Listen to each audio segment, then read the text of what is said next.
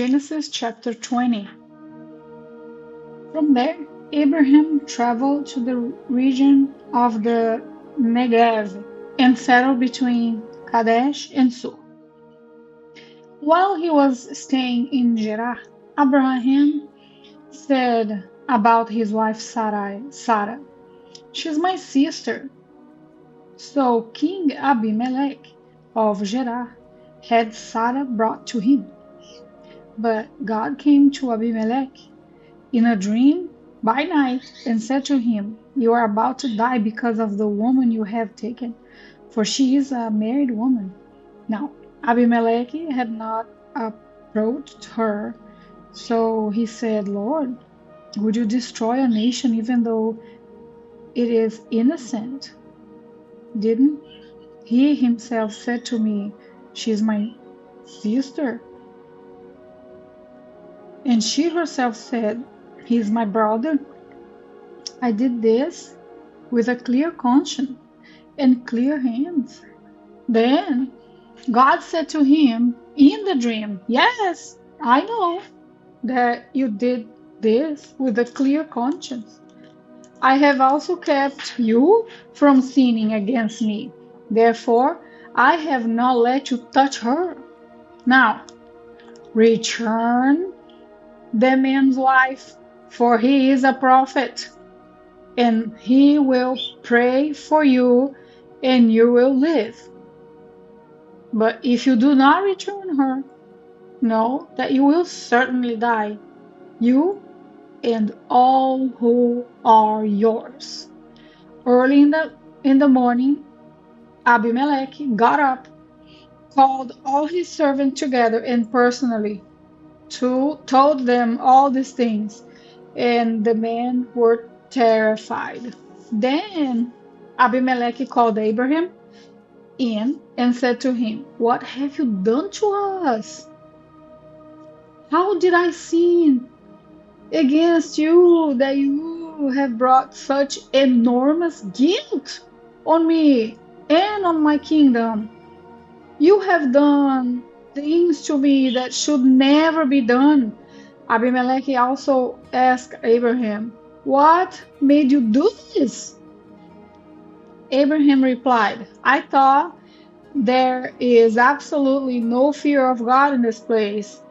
They will kill me because of my wife. Besides, she really is my sister, the daughter of my father, not the daughter of my mother, and she became my wife. So when God had me wander from my father's house, I said to her, 'Show your loyalty to me wherever we go, and say about me, he's my brother.'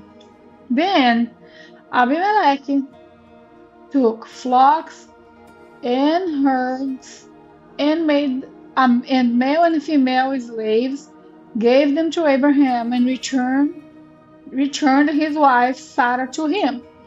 Abimelech said, 'Look, my land is before you. Settle whatever you want.' And he said to Sarah, 'Look, I'm giving your brother 1,000 pieces of silver. It is a verification of your honor and all who are with you.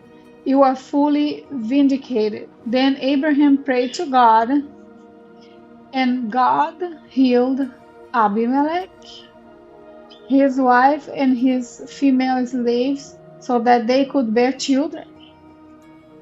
For the Lord had completely closed all the wombs in Abimelech's household on account of Sarah, Abraham's wife." Genesis chapter 21. The Lord came to Sarah as he had said, and the Lord did for Sarah what he had promised. Sarah became pregnant and bore a son to Abraham in his old age. At his appointed time, God had told him. Abraham named his son who was born to him, the one Sarah bore to him, Isaac. When his son Isaac was 8 days old, Abraham circumcised him as God had commanded him. Abraham was 100 years old when his son Isaac was born to him. Sarah said, God has made me laugh, and everyone who hears will laugh with me. She also said, who would have told Abraham that Sarah would nurse children? Yet I have borne a son for him in his old age. The child grew and was weaned, and Abraham held a great feast on the day Isaac was weaned. But Sarah saw the son mocking, the one Agar the Egyptian had borne to Abraham. So she said to Abraham, drive out the slave with her son, for the son of this slave will not be a collier with my son Isaac. This was very distressing to Abraham because of his son. But God said to Abraham, do not be distressed about the boy and your slave. Whatever Sarah says to you, listen to her, because your offspring will be traced through Isaac. And I will also make a nation of the slave's son, because he is your offspring.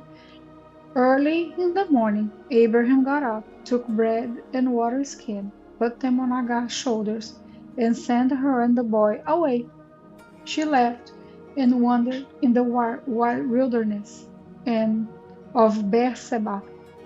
When the water in her skin was gone, she left the boy under one of the bushes and went and sat at the distance, about a bow shot away for she said, I can't bear to watch the boy die.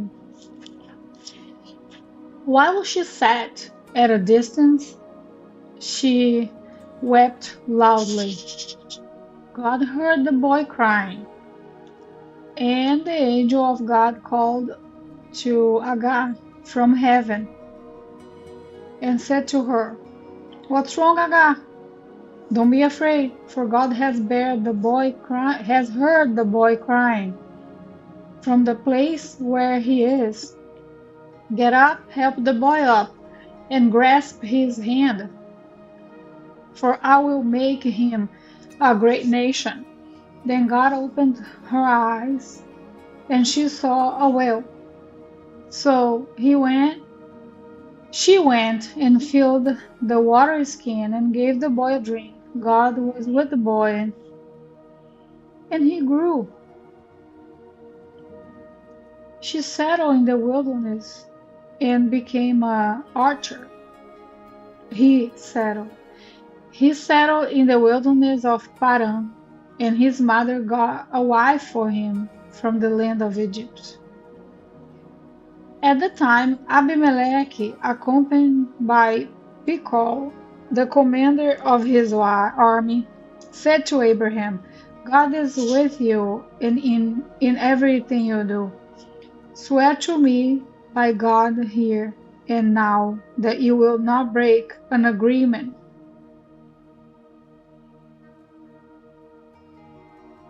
with me or with my children and descendants. As I have been loyal to you, so you will be loyal to me and to my country, where you are a resident alien. And Abraham said, I swear it. But Abraham complained to Abimelech because of the well that Abimelech's servants had seized. Abimelech replied, I don't know who did this thing. You didn't report anything to me, so I haven't heard about it until today. Abraham took flocks and herds and gave them to Abimelech, and the two of them made a covenant. Abraham separated 7 ewe lambs from the flock. And Abimelech said to Abraham, "Why have you separated these 7 lambs?" He replied, "You are to accept the 7 lambs from me, so that this act will serve as my witness that I dug this well." Therefore, that place was called Beersheba, because it was there that the two of them swore an oath.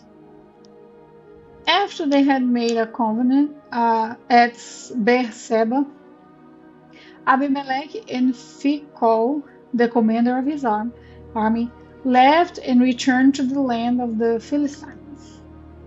Abraham planted a tamarisk tree in Beersheba, and there he called it on the name of the Lord, the everlasting God. And Abraham lived as an alien in the land of the Philistines for many days. Chapter 22. After these things, God tested Abraham and said to him, "Abraham, here I am." He answered, "Take your son," he said, "your only son, Isaac, who you love. Go to the land of Moriah and offer him there as a burnt offering on one of the mountains I will tell you about." So Abraham got up early in the morning, saddled his donkey, and took with him 2 of his young men and his son Isaac. He split wood for a burnt offering and set out to go to the place God had told him about. On the 3rd day, Abraham looked up and saw the place in the distance. Then Abraham said to his young men, "Stay here with the donkey. The boy and I will go over there to worship. Then I will come back to you." Abraham took the wood for burnt offering and laid it on his son Isaac. In his hand he took the fire and the knife, and the two of them walked on together. Then Isaac spoke to his father Abraham and said, "My father." And he replied, "Here I am, my son." Isaac said, "The fire and the wood are here, but where is the lamb for the burnt offering?" Abraham answered, "God himself will provide the lamb for the burnt offering, my son." Then the two of them walked on together. When they arrived at the place that God had told him about, Abraham built an altar there and arranged the wood. He bound his son Isaac and placed him on the altar on top of the wood. Then Abraham reached out and took the knife to slaughter his son.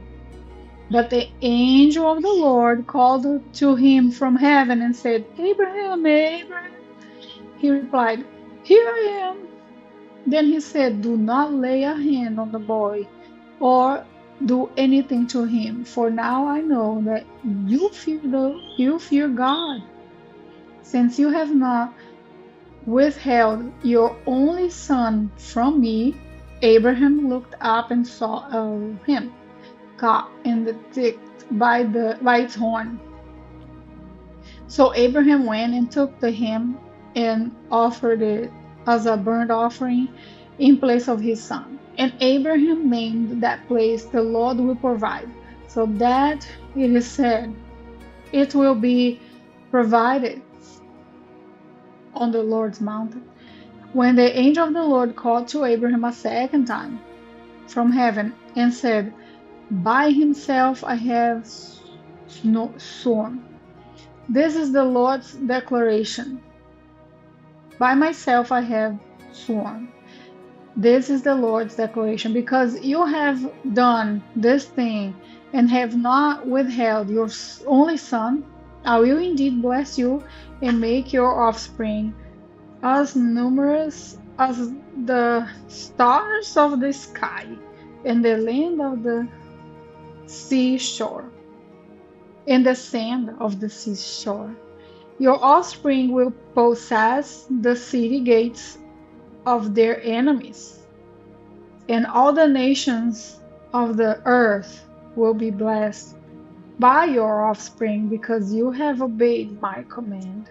Abraham went back to his young men, and they got up and went somewhere. They went together to Beersheba, and Abraham settled in Beersheba.